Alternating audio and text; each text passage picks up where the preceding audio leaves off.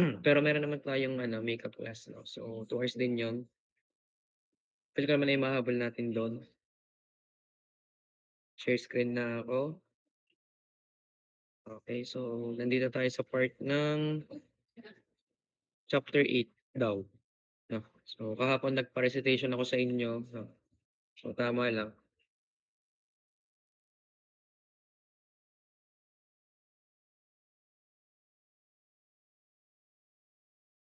'yan. Okay, so discuss natin today itong chapter 8, which is depreciation and depletion in oil projects 'no. So, punta na agad tayo sa introduction and basic definitions ano, kasi alam naman natin kung ano yung depreciation 'no, lagi natin 'tong nadi-discuss, okey?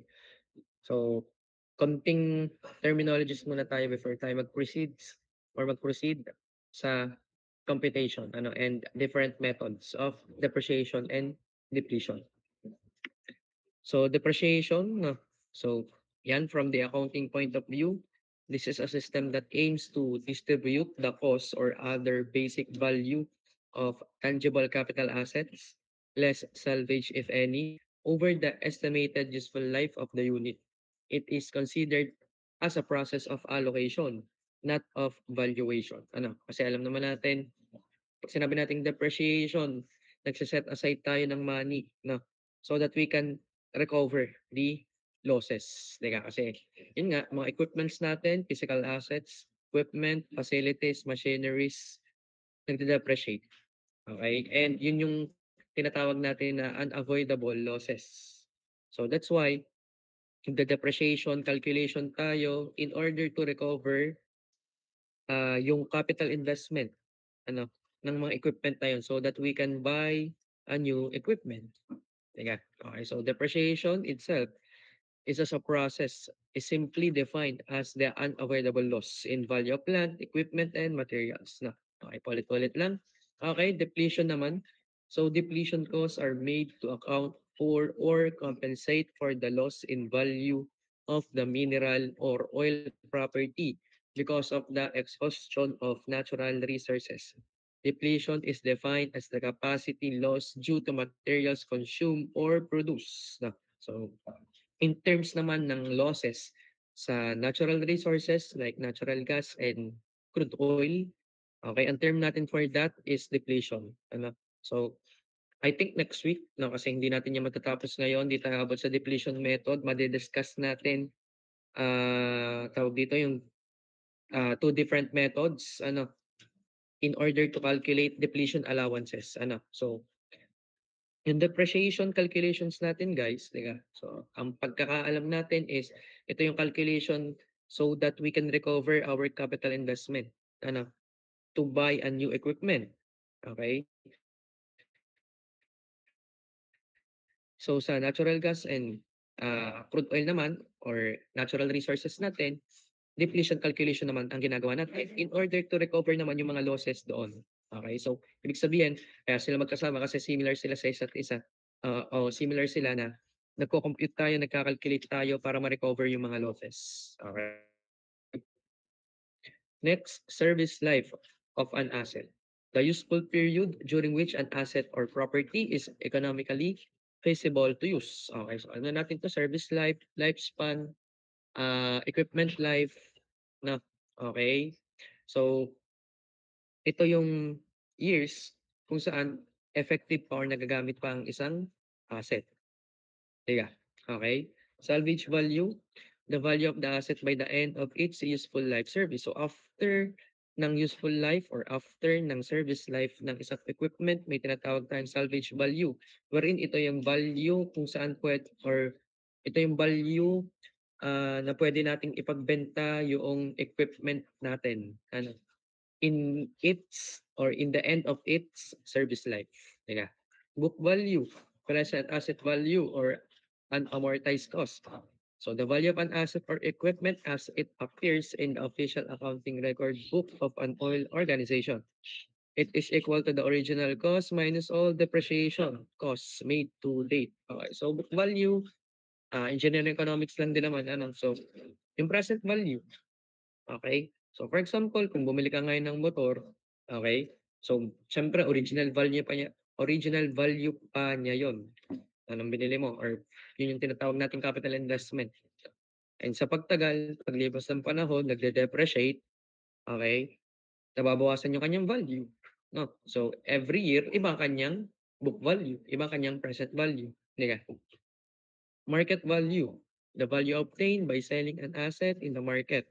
In some conditions, if equipment is properly maintained, its market value could be higher than the book value. So, market values and in simpler terms, yung value sa market, no? Wherein sabi dito, if properly maintained, okay, pwedeng mas mataas yung market value kaysa sa kanyang book value. Di ba? For example, ulit, yung motor mo, bumili ka ng motor, maintain mo, properly maintain, and isa pa, may mga upgrades ka dun sa motor mo. So, expect na 'pag ipinagbenta mo yun, mas mataas yung value nun kaysa sa book value, 'di ba? Mas mataas yung market value, okey? Replacement value, as the name implies, it is the cost required to replace an existing asset when needed with one that will function in a satisfactory manner. Okay, so replacement value, di yung value niya or value needed to replace something. No? Okay? So ngayon, okay, medyo binibilisan ko guys kasi kailangan nating umabol. So mag-proceed agad tayo, no? Okay, sa depreciation. Okay? So basahin natin 'to. So depreciation is a production cost. Thus, when output results in a decrease in property value, depreciation must be calculated. No? Okay, so ganito naman lagi yung ginagawa natin, ano, and paulit-ulit natin ina-explain. So depreciation indirectly offers a means of generating capital for the replacement of depreciated oil equipment.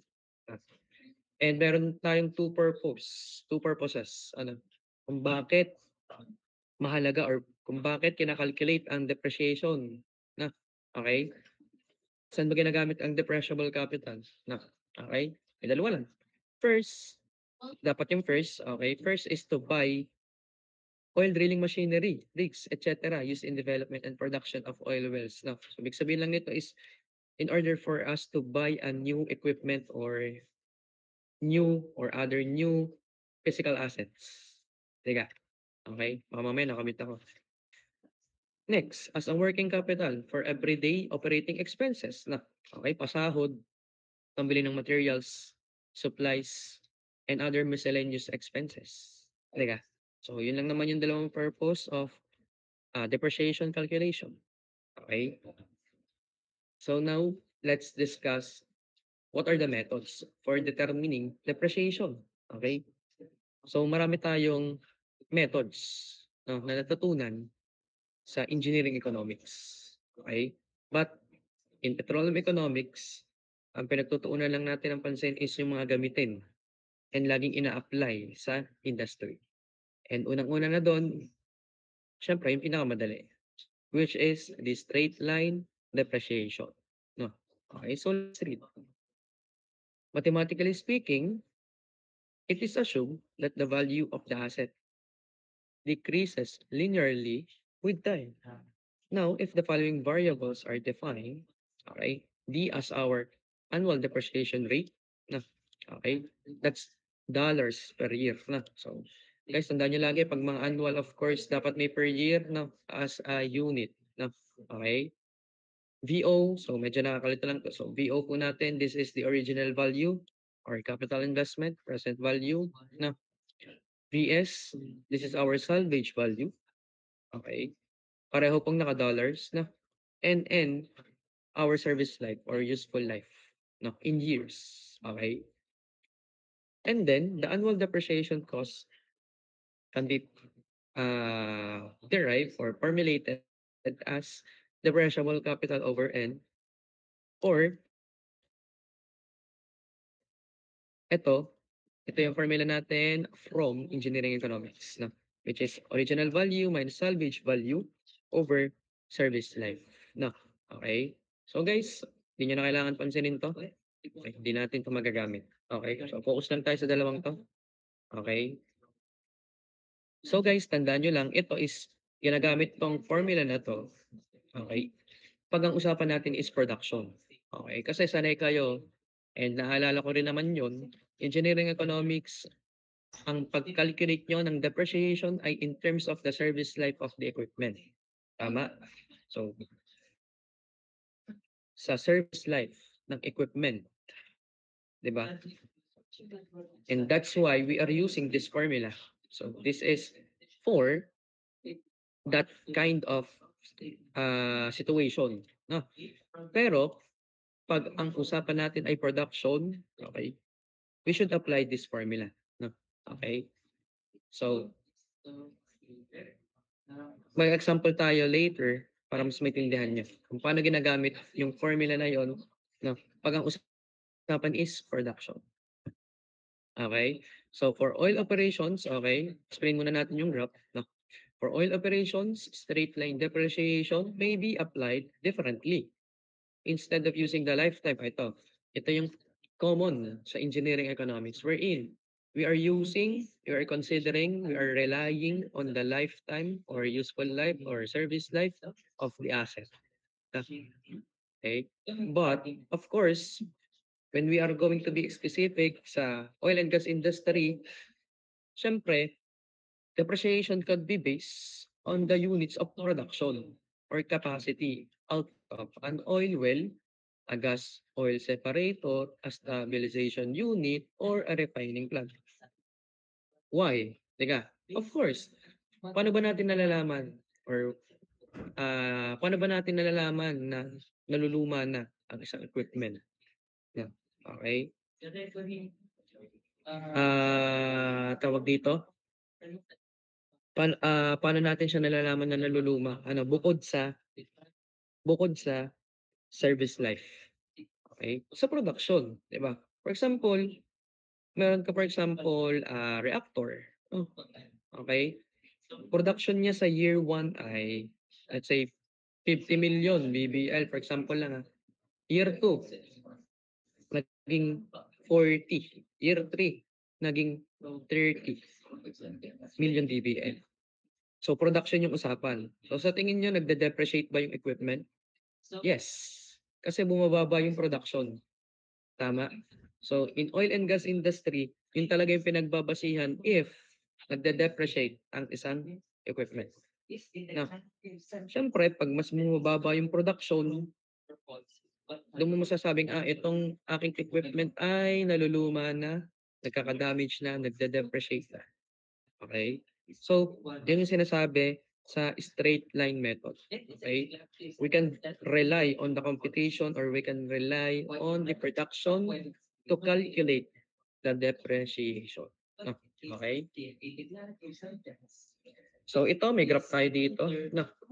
Comparison lang naman to ng different depreciation methods. So, may apat tayong madi-discuss na depreciation methods. Una na dito is straight line method. So, ito yun. No? Straight line nga. So, multiple straight line, di naman natin ito madi-discuss na. So, dun lang tayo sa basic. Sum of the year digits, madi-discuss natin to later. And yung declining balance or double declining specifically. Okay? Some of the year digits at declining balance or double declining balance, they are very similar to each other. No? Wherein, may gradual decrease. Ano? Kaya ganyan yung itsura ng graph. Okay? So, tayo mag-example na. So, pakita ko sa inyo kung paano natin i-apply pag ang usapan natin sa depreciation ay production. No? Okay? Tandaan nyo lang, if production usapan, ang pinakakailangan yung unang i-calculate ay ang depreciation factor. Okay? So, basahin natin yung example. So, an example of where this method might be used in the oil industry is a heat exchanger. Suppose that the heat exchanger, as shown in the figure, has a depreciable cost of 60,000 and will last for say business life. Teka, okay, so hanggang 20 to analyze ito ihan ng heat exchanger. Na, okay? And may depreciable cost daw ito na 60,000. Ang tanong is, calculate the annual depreciation cost of the heat exchanger if it is processing 600,000 GBL yearly. Okay? So dito meron naman tayong solution pero okay. So tara mag-word para mas maintindihan natin kung paano siya kinukuha. Ay mo ba? Yan. Okay. So atin 'tong i-copy paste. Snipe ko na lang pala. Mas maganda. Atin 'tong i-snipe, then ating sagutan. Okay. So sabi daw meron daw tayong depreciable cost na 60,000 and ang service life daw ng equipment natin ay 20 million BB. No. Calculate daw natin yung annual depreciation cost ng heat exchanger if yearly daw 600,000 BBL ang pina-process nito. Okay, first is i-calculate muna natin dapat yung tinatawag natin na depreciation factor. No? Okay? Or simply, that's F. Okay, that's F. So, ano ba yung formula natin? Okay, palagay na to sa module. Okay, we can apply or we can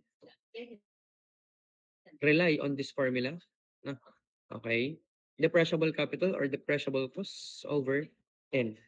Okay, so dito, ang magsisilbing depreciable capital natin is of course itong 60,000. Na? Okay? Kasi yun yung depreciable cost na. Okay? So over the service life na. Okay? So that's depreciable cost na.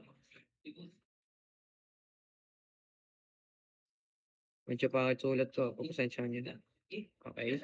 Which is naka-dollars na. Divided by itong ating naka-service or itong ating naka-BBL na service life. So that's 20 million. 20 times 10 raised to 6 na lang tinatamad ako magsulat. BBL.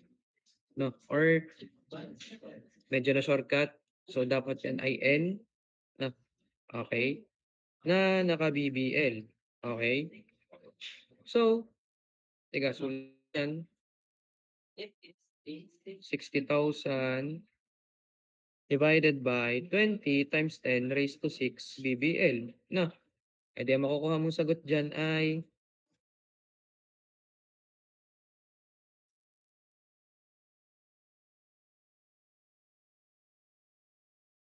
60,000 divided by 20 times 10 raised to 6. Okay. So, yan, makukuha nyo is 3 times 10 raised to negative 3 or 0.003. Na, okay. Sulit natin.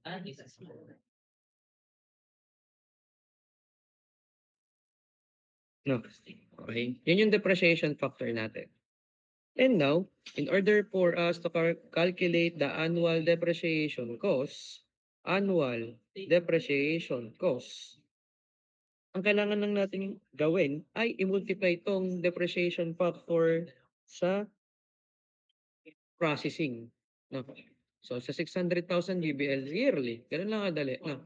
Okay? Para para maging dollars per year. Kasi ito naka-yearly. No? So, syempre, isipin nyo din yung unit. Paano nyo ba papalabas yung unit? No? Kasi economic analysis to guys. No? So, talagang, alam mo yun, kahit minsan nababypass talaga or hindi talaga laging same yung formula. Okay? Ganun yung economic analysis. No? Okay? Talagang kailangan ng analysis. Lalo na kayo sa plant design. Ano, doon nyo yun may experience. Okay? So, multiply natin yung factor, that's 0.003 BBL. No? Multiply natin sa 600,000 per BBL. Hindi pala mali. Sorry. Per BBL. Per year. Sorry. Okay pa. Tama ba? Mali pala. BBL per year. Ha?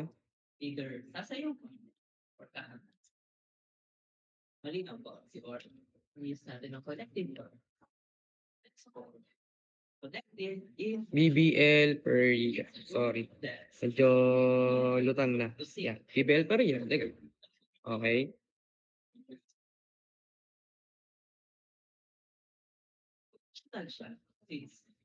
Okay? So, mali, yan. Okay, so maka-cancel 'to, 'di ka? Okay? Maka-cancel 'to, nakalimutan ko 'to. Per BBL pala 'to. Okay? Maka-cancel 'to, 'no? Okay? Hindi, ang matitira na lang sa'tin is ADC natin or annual depreciation cost natin ay 0.003 times 600,000. Yan. Okay, so 1/8 na. So, that's 1/8, no,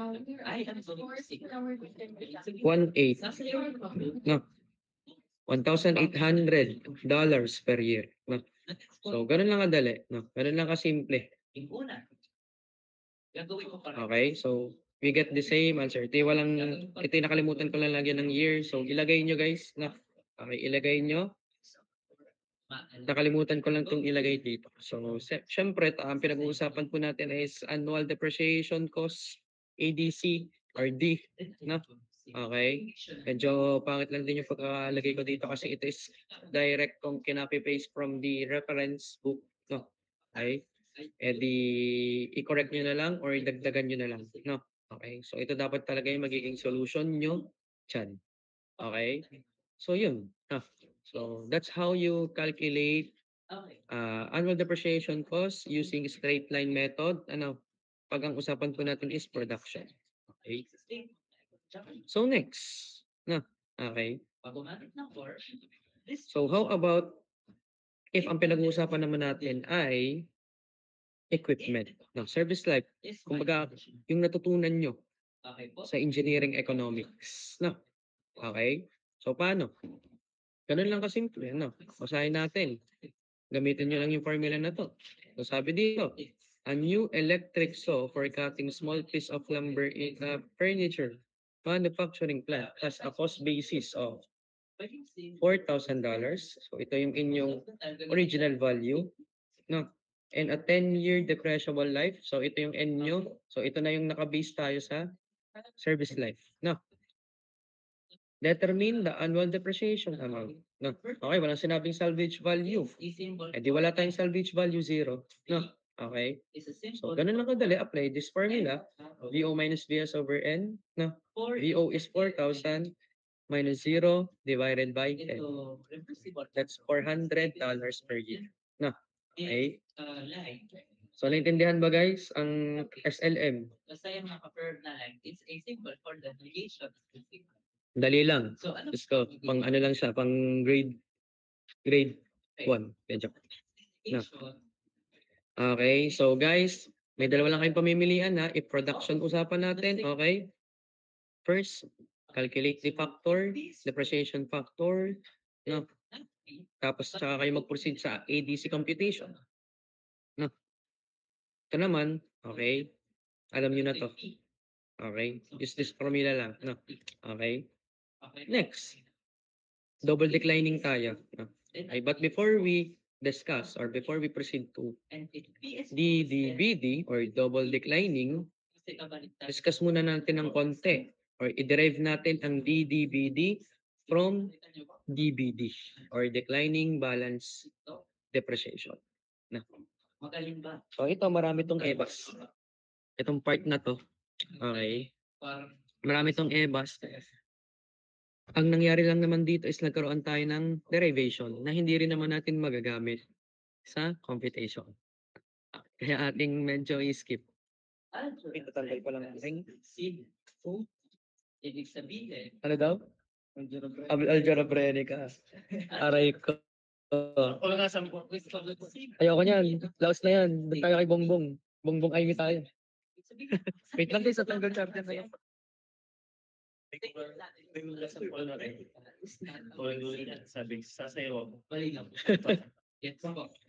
let's continue. Okay, so guys, sinasabi lang naman dito is nagkaroon tayo ng derivation ng double declining pero hindi rin naman natin magagamit. No? Okay. It's because the DBD, no, okay, is merong mga drawbacks. No? Okay, ano yung drawbacks ng DBD? Okay? First is the equation is strongly dependent on the value of BS, salvage value. And the equation is not applicable if BS or the salvage value is zero. No. Okay? So, ibig sabihin, hindi natin to gagamitin because lagi po tayong magkakaroon ng mga salvage value computations. No. Okay? Hindi ko na rin siya isasama. No. It is because medyo madami kasi ang ating equations sa PET Econ. Ano, kung titignan niyo yung module niyo, marami-rami pa. Okay? So, okay, because of this drawbacks, use is made of what is called double declining balance depreciation. No? In this method, a fixed percentage factor giving a depreciation rate equivalent to twice the minimum rate with a straight line method is to be selected. For example, an equipment lasting 5 years would have a 20% straight line percentage and thus an allowable 30% of purposes of making the double declining balance calculation. So, anong sinasabi dito, guys? Sinasabi lang dito, if DDBD ang gagamitin natin as a method, dapat meron tayong fixed percentage factor. Okay? Pag hindi bigay ang fixed percentage factor, matik 40%. Okay? So, kung sa exam man, okay, nakalagay DDBD, ang gagamitin nyo daw na method. So, dapat alam nyo na ang fixed percentage factor natin ay 40%. Okay? Sir, din ang embodiment ng ng interactive learning. Lahat ng alam namin in-apply na yan eh. Okay, so let's continue. Okay. So, ngayon, madali lang naman yung computation ng DDBD. Sobrang dali lang. Magte-table lang tayo. And ang mahalaga lang dito ay pattern. No? Mahalaga lang dito may pattern na sinusunod. No? So, DDBD at sum of the year digits, madali lang. Kasi nakapattern lang. Okay? So, basahin agad natin at mag-example na agad tayo. An example of how the double declining balance method is calculated is given here. If we assume that an acid injection unit had an original cost of 25,000 and its lifetime is 5 years, it is necessary to calculate the annual depreciation cost and the book value for this unit. The salvage value, VS, is taken to be 3,000. Okay, so may salvage value tayo. So, yun nga, hindi na applicable ang double declining. Ay, hindi, ang declining pala. Sorry, ang declining. So, that's why, DDBD lagi yung gagamitin natin na method. No? Okay? So, guys, nilista ko lang dito yung given. No? And meron tayong formula list dito. Pero kahit hindi nyo na to sa uluhin, okay lang naman. Kasi ito is gawa-gawaan ko lang tong formula. And guys, pa-correct, ito ay F dapat. No? Yung I, hindi siya I. No? F dapat yun. Nagkamali lang ako ng pindot. No? Okay. F dapat to. Palitan nyo to. If you are going to rely on this formula. Okay? So, solution tayo. Ang kailangan yung solution dito, pinapahanap kasi sa atin is book value. Ano? Book value every year and annual depreciation cost. No? Kailangan nyo lang is mag-table kayo. No? And guys, tandaan, hindi nga bigay ang fixed percentage factor. Matic, 40% gagamitin na. Okay? So ngayon, if DDBD kasama sa exam nyo, all you need to do is to create or draw a table like this. No? Okay? Pero, hindi na kayo masyadong mahihirapan. Bakit? Medyo papadaling ko buhay nyo kasi if, for example, sinabi ko na DDBD talaga yung gagawin doon, ano, ito ay i-include ko na. No? So, kumbaga may table na doon. Yung nakalagay na table doon, sasagutan nyo na lang. No? Dali ng buhay nyo. Sana all. Okay, so may year na doon, may depreciation expenses, book value, and remaining depreciable costs. Okay? So kayo na lang bahalang maglagay ng info. Okay? First, okay, starting. Okay? yung depreciation expense mo or depreciation expenses mo will be or will be 25,000. Bakit? Yan yung inyong original value. Okay? Ilalagay nyo daw muna siya sa depreciation cost, which is parang, alam mo yun, realistically that's not possible, but ewan ko kung bakit dito sa book na to is nakalagay agad sa depreciation cost with 25K. Obviously, that's the original value. Diba? In the starting year, wala pang depreciation. Okay? I don't know. Pero sa book na to, no, ito ay international book. Okay? So, sinunod ko na lang. No, okay? So, 25,000 nyo or yung inyong original value is ilalagay nyo sa part na to. Okay? Or siguro sa exam, i-given ko na to. Ang part na to. After first year hanggang fifth year na lang yung i-calculate nyo. Siguro. Okay? Next. Okay, book value 22,000 kasi ibabawas daw yung salvage value. Na? Okay, with 3,000 salvage value off. Okay?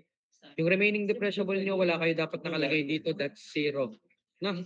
Okay, wala pa naman to or isang ganito lang. No? Okay? So, ang halaga naman dito guys is itong part na to. No?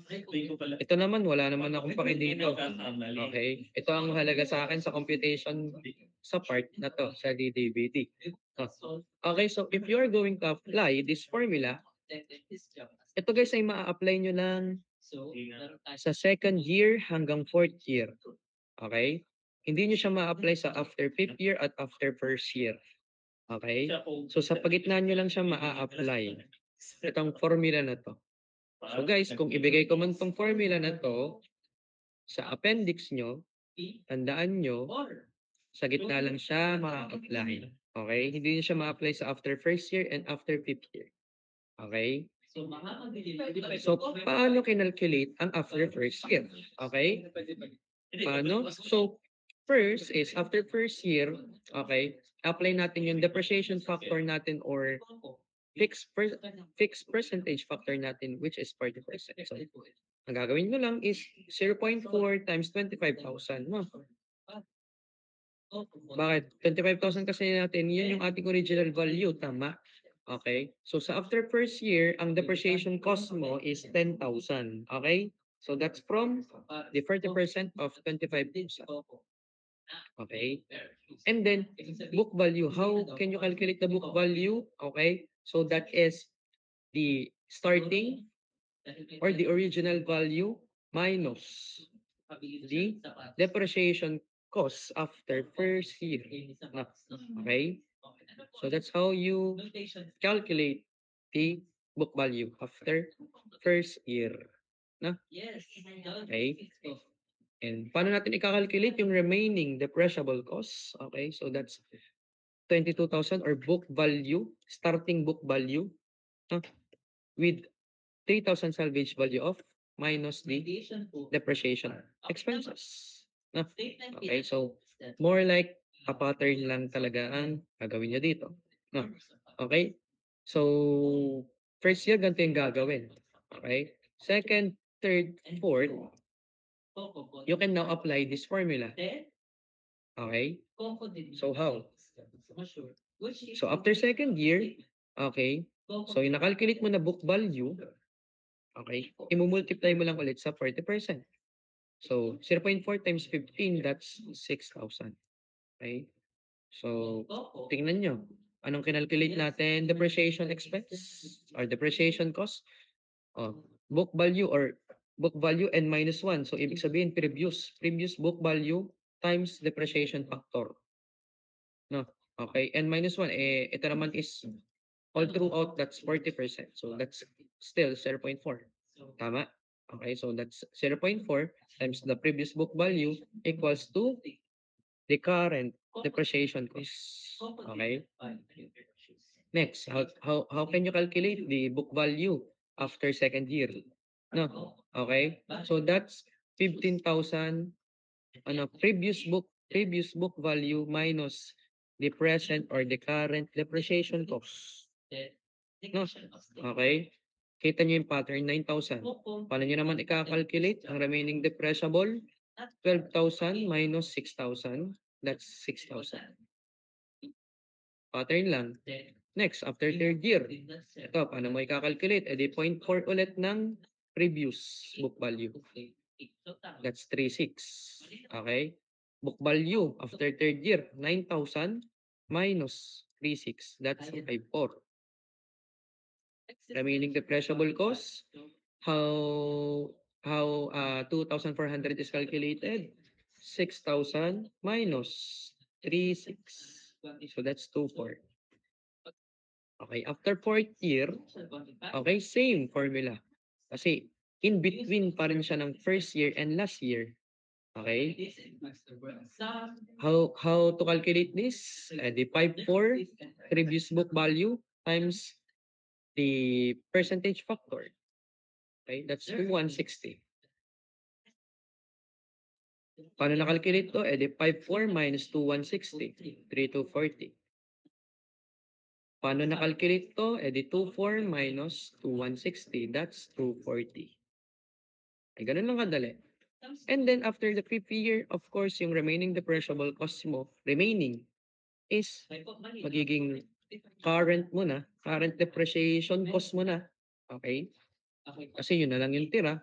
Ilipat mo na lang sa fifth year. And then your book value after fifth year. Diga, ang ating meaning or ang ating definition ng salvage value is yung book value niya after its useful life. So that's 3,000. Kasi binigay yung salvage value natin na 3,000. So ito yung last year na 3,000. Now, and yun yung magiging salvage value. And then, remaining depreciable nyo will be 0. Oh, wala na. Wala ka ng remaining depreciable kasi nga, nag-depreciate na eh. Lahat. Okay? Salvage value na. Wala na yon. So, understood? Understood ang DDBD? No. Dali lang. Okay, sum of the year tayo, which is very similar sa DDBD. Okay? So, sum of the year or sum of the digits or SDD. So, sabi dito, the SDD method could be classified as a declining pattern depreciation. It is similar to the double declining balance depreciation. No, okay? Since larger costs are charged for the depreciation of an asset during the early years. It permits the asset to depreciate a zero. Guys, itong SDD at yung DDBD, pareho lang sila ng sinasabi. Ang equipment daw ay mas useful in its early service life. Na, kahit anong bago-bago pa. Teka, okay? Siyempre sa pagtagal ng equipment mo, teka, mas pumapangit ang, yun yung sinasabi ng SDD at DDBD. Okay? So now, meron ulit tayo dito mga formula na hindi pattern lang ito. No. Pero if magpa-familiar kayo ng formulas, ito lang yung mahalaga dyan. Okay, itong F na to, ito yung factor. Wherein you are just going to apply the arithmetic series. Ito, I'm just going to apply that factor. No, ito yung factor. Okay.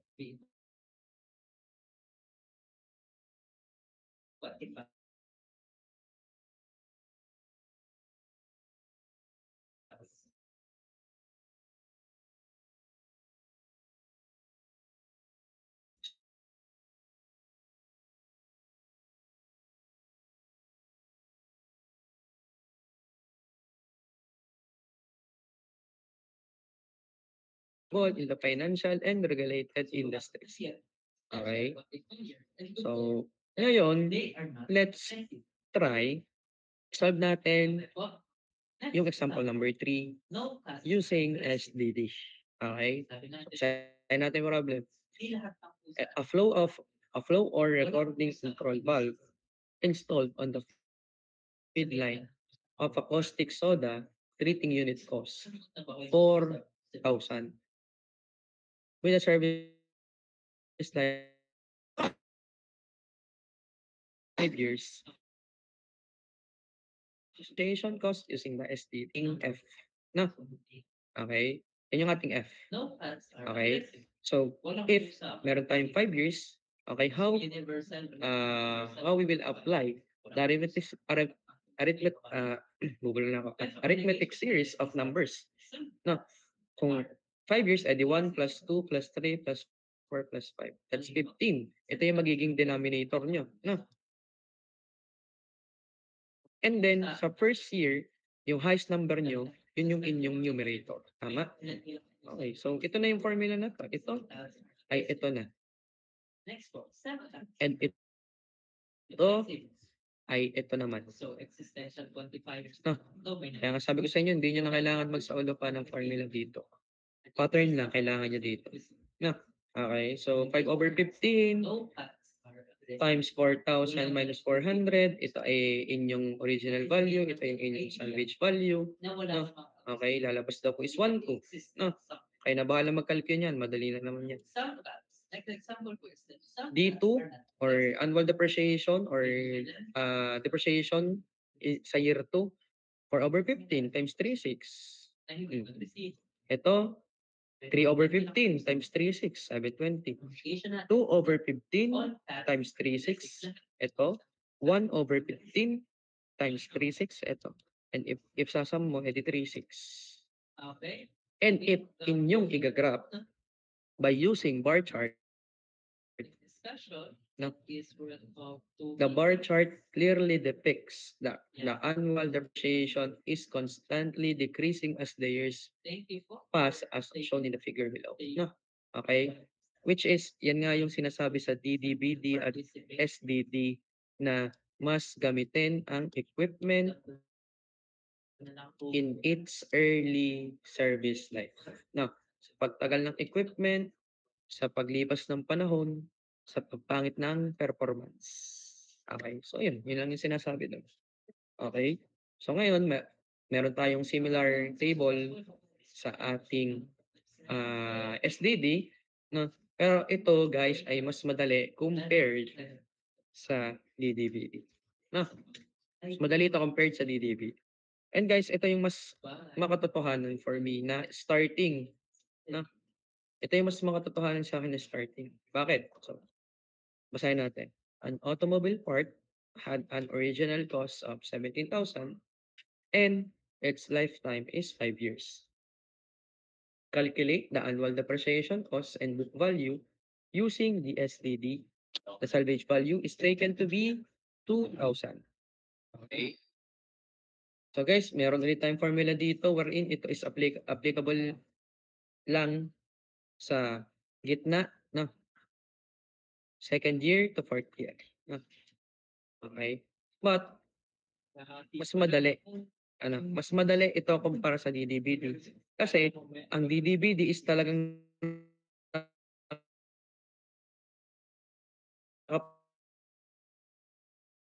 pattern na ito, sunod ito.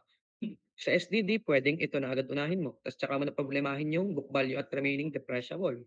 Okay? So sa starting natin, ang ating depreciation cost is 0, which is true. Wala pa tayo kasing depreciation cost doon. Wala pa naman magde-depreciate kasi bago pa ng equipment. Tama? E di yung book value nun sa first year, hindi pala first year starting, sorry, ay yung original value niya which is yung 17,000. No. Remaining depreciable mo, magiging 15,000. Bakit? Kasi ileless mo doon yung salvage value na 2,000. No. Okay? After first year, pwedeng ito muna unahin nyo guys. Okay? Apply lang natin yung arithmetic series of numbers. No. So 5 years. So 1, 2, 3, 4, 5. No. That's 15 pag sinom. Eh di, after first year mo, eh di 5/15 of 15,000, no? That's 5K. Now, pakita ko yung 15K, di ba? Apply mo lang yung formula dyan na F times VO minus VS. VO mo is 17, VS mo is 2K, edi 15 na. Oh, dire-diretso lang yan hanggang sa baba. So, ibig sabihin, makakalculate mo to without relying or kahit hindi kayo mag-rely sa book value and remaining depreciable unlike sa DDB. Okay? Tsaka mo ngayon, i-solve ang book value at remaining depreciable. So after first year, ganun lang ulit. 17 minus 5, that's 12. Remaining depreciable after first year, 15 minus 5, that's 10. Ito wala to. Kung niyo pansinin. After second year, paano nakuha yung 8K? 12 minus 4, that's 8. Paano nakuha to? 10 minus 4, that's 6. After third year, paano nakuha? 8 minus 3, that's 5. Paano nakuha? 6 minus 3, that's 3. After fourth year, paano nakuha to? 5 minus 2, that's 3. Paano nakuha ito? 3 minus 2, that's 1. And then, remaining depreciable mo, ilalagay mo sa fifth year. No? Pero kahit hindi na pala kasi ito ay kinalculate na natin. No? Okay? Ito na lang po problemahin mo. Book value mo, of course, after fifth year, this is the last year. That is your salvage value. No? Remaining depreciable mo, 0. Wala na magde-depreciate. End of life na ng equipment. Okay? So, understood, SDD. So, mas madali SDD kaysa sa DDBD. Okay? So, sana naintindihan nyo. So, meron pa tayong 10 minutes. SFD. Tapusin na natin to. Kasi madali lang naman to, guys. Okay? Sa sinking fund depreciation, all you need to apply is the formula of AD and AR. No? Kumbaga yung mga knowledge na na-gain nyo sa discussion natin, kung meron man kayong na-gain, ano, meron man kayong na-acquire, i-apply nyo lang dito. Kasi wala naman tong pinagkaiba sa itinuro ko sa inyo at diniscuss natin sa annual depreciation cost at annual recovery cost. Walang pinagkaiba. I-apply nyo lang yung knowledge nyo yun.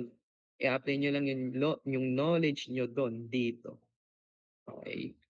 Hindi nyo na kailangan yan.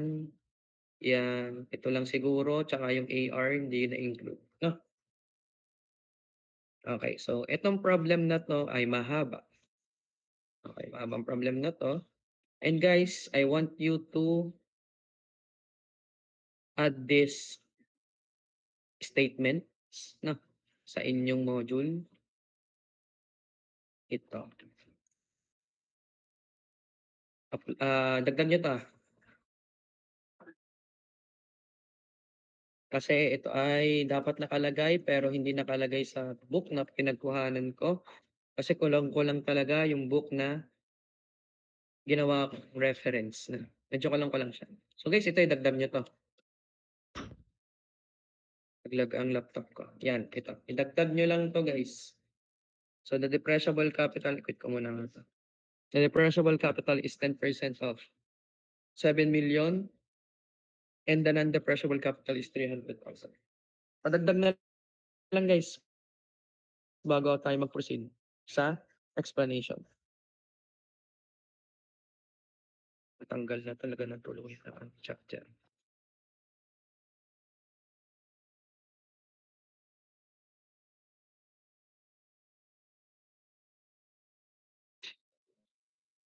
Okay. No, kasi nakahiga lang, natutulog lang, umattend lang ng klase para kunwaring umattend.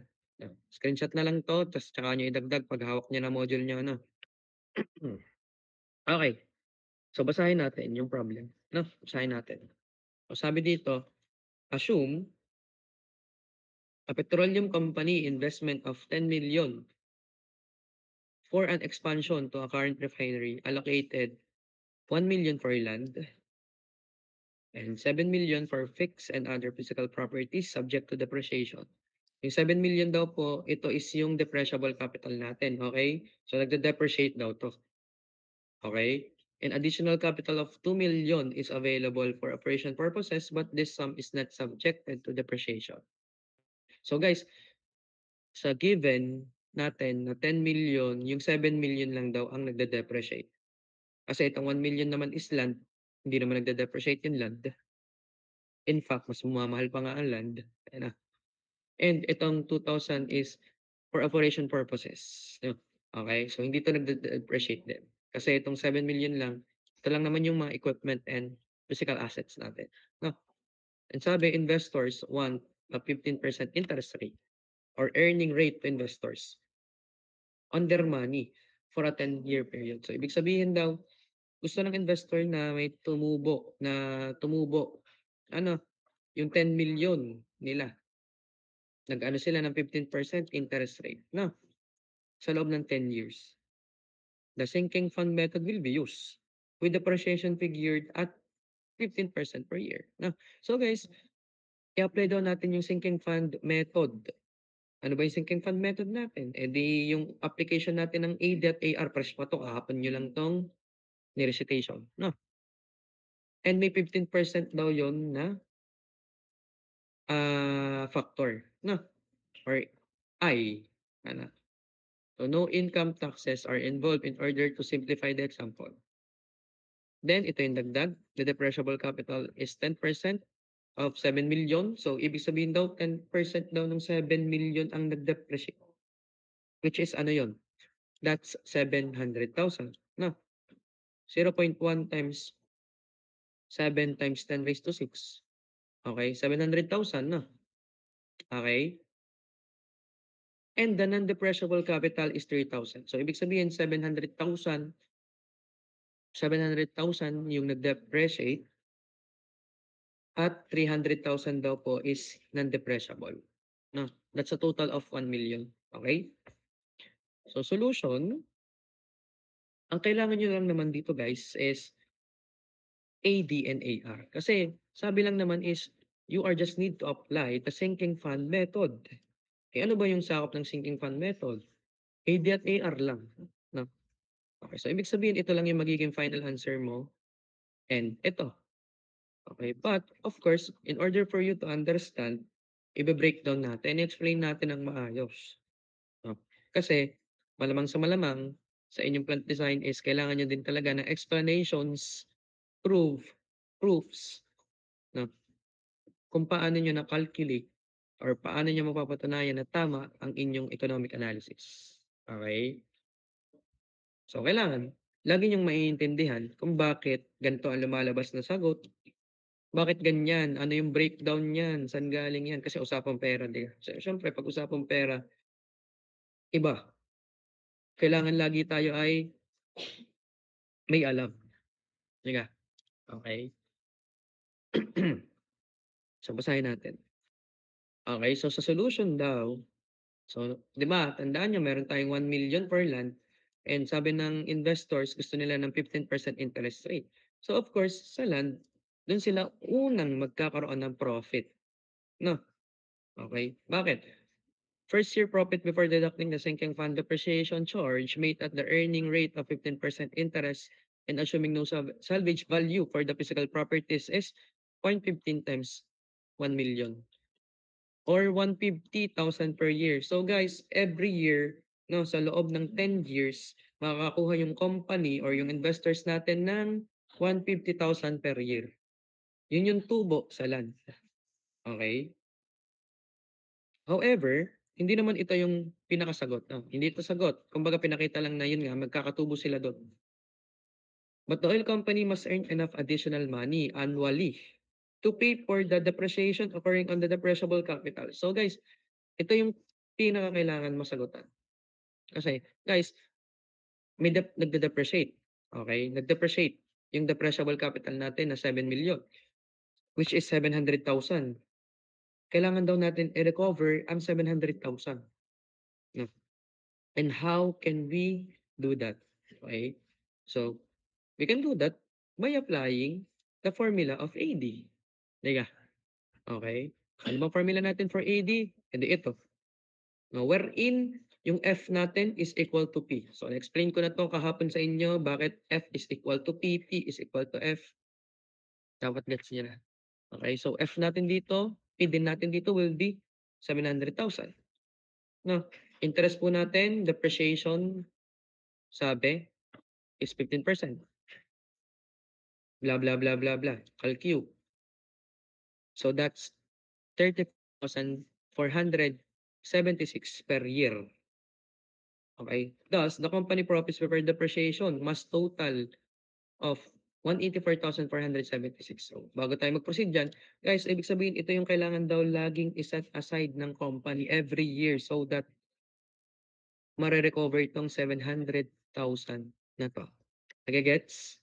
So, that's one of the answers. Okay? So, ibig sabihin, yung 700,000 mare-recover natin by using AD, ito ang every year mong kailangan itabi para ma-recover ito. So, every year,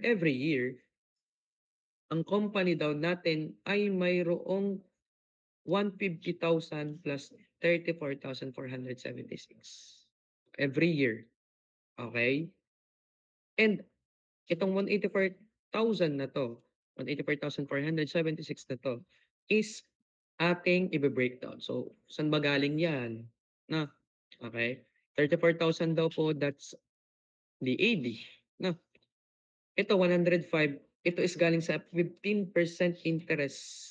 So, ibig sabihin itong 105 na to, guys, is makikita nyo sa AR.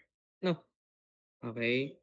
The 15% interest on the undepreciated part of the depreciable capital, which is in the first year before any deductions, 0.15 times 700,000. Okay? So, itong $105,000 na to is part po yan ng AR. Okay? Ah, part po siya ng AR. Okay? Thus, okay? Pero mamaya natin yan i-proceed. 45,000 natin, ito daw po ay galing sa 15% interest on the non-depreciable capital, which is yung sinabi kanina sa problem na pinapalagdag ko, 0.15 times 300,000. So, saan galing to? Bakit may 0.15 tayo dyan, sir? Yan po yung sinasabi na investors want a 15% interest rate on their money. No? Okay? So, that's 184,476. Okay? And syempre, mas maganda if you are going to also calculate the AR. Kasi AR, AD, related lagi sa isa't isa. Connected lagi sa isa't isa.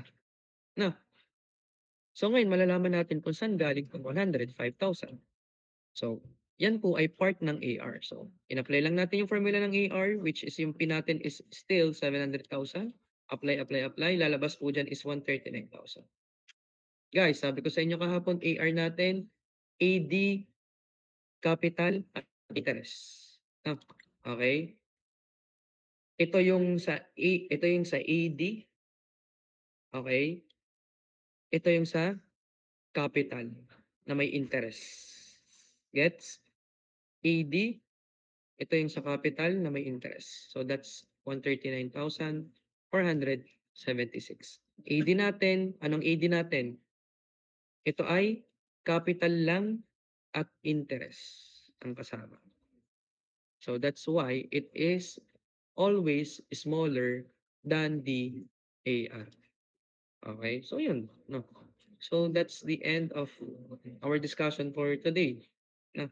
Okay, so next week, depletion methods tayo. Madali lang naman to. So I think magtatapos natin to ng mga 40 minutes. No. Okay. So that's all. No. Okay, so tapos na tayo sa depreciation method. So next week po, online class naman tayo. Eh di discuss na lang natin yung depletion methods. Okay? So guys, paalala ko lang din, uh, if you can relate or if you can base your technical report on the companies or one of the companies na pinuntahan natin ng plant tour, it is much better. Okay? So, I will give you a more big point siguro, no? Mas malaking points if mare-relate nyo. Okay, pero hindi ko naman siya nare-require because dadalawa lang naman talaga yung napuntahan natin, no? Isa pa nga lang talaga yung related sa oil and gas industry, yung pure petroleum corp lang. Okay? Yun lang. No, yung Enertech naman is hindi talaga siya related sa pet-eng. Siya ay more on mechanical. Na, mechanical. Ano pa ba? Nature Spring or of chemical. Hindi siya pang pet-eng. Malayong-malayo na siya sa pet-eng. Na. So yun, if you can relate lang naman, okay, go. And if you can, edi don't. No, hanap kayo ng iba. Okay, so that's all for today. That's all for today. Edi kita-kits na lang tayo next week. And next week ko na din siguro or this week ko ibabalik yung case studies. Okay? Sa inyo na 'to at masyadong nakatambak dito. Thank you guys and ingat. Bye. Thank you po, sir.